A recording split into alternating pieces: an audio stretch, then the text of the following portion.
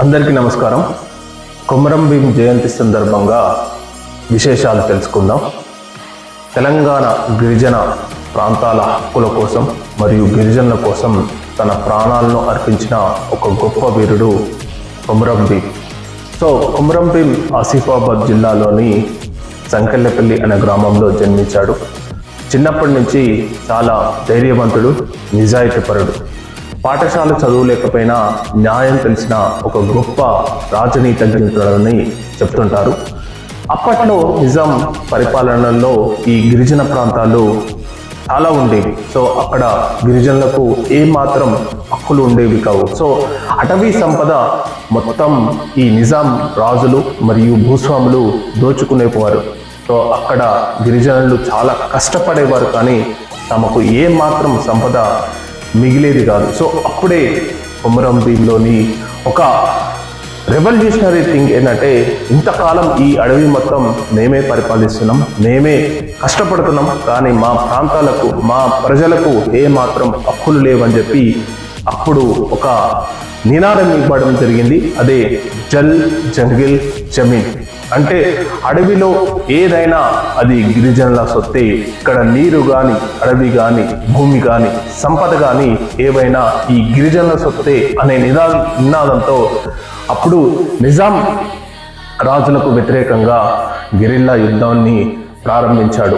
అతని చిన్న వయసులోనే అతని ఉద్యమానికి అక్కడున్న ప్రజలు అనూహ్యంగా మద్దతు ఇవ్వడం జరిగింది. ఎందుకంటే ఎన్నో సంవత్సరాలుగా వాళ్ళు పీడిత ప్రజలు, ఎంతో కష్టపడుతున్నా రెక్కాడితే డొక్కాడని ఆ జీవులు, అమాయకులు. ఎంతో కాలంగా తమ నాయకుడు, ఒక కొత్త ఉద్యమ నాయకుడు వచ్చాడని చెప్పి అక్కడ గిరిజన ప్రజలు కొమరం భీం వెంట నడవసాగారు. అతను అలా ఉద్యమం చేసుకుంటూ చాలా ప్రాంతాలను అతని ఆధీనంలోకి తెచ్చుకోవడం జరిగింది. అప్పుడే అతను గిరిజనులకు స్వతంత్రాన్ని ప్రకటించాడు.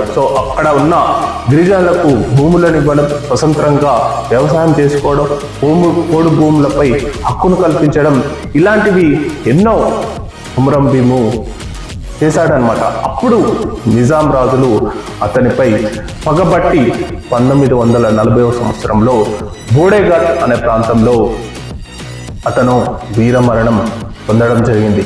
కొమరం భీం చనిపోతూ కూడా ఒక్క నినాదం ఏంటంటే జల్ జంగిల్ జమీన్. అదే నినాదం తెలంగాణ ప్రజల నినాదం అయిపోయింది. అదే నినాదం తెలంగాణ సాధించడంలో ఒక ఉద్యమంలా సాగింది. అదే నినాదం ఇప్పటికీ తెలంగాణకు ఊపిరిపోస్తుంది. ఇలాంటి నినాదాన్ని ఇచ్చిన ఒక గొప్ప వీరుడు కొమరం భీం.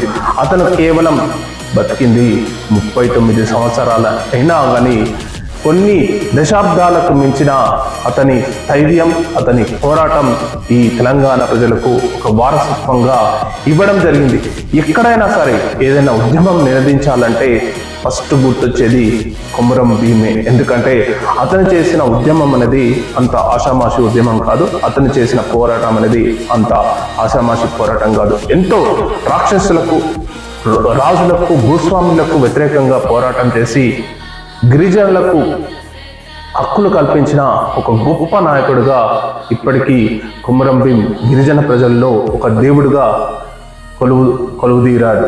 ఈ సందర్భంగా కొమరం భీం జయంతి సందర్భంగా అతని పోరాటాలు, అతని ఆశయాలనేది కొనసాగించాలని చెప్పి తెలంగాణ ప్రజలకు ఒక గొప్ప వారసత్వంగా పోరాట స్ఫూర్తిని కలిగించిన కొమరం భీం జయంతి సందర్భంగా అతని ఆశయాలు కొనసాగించాలని చెప్తూ జై తెలంగాణ.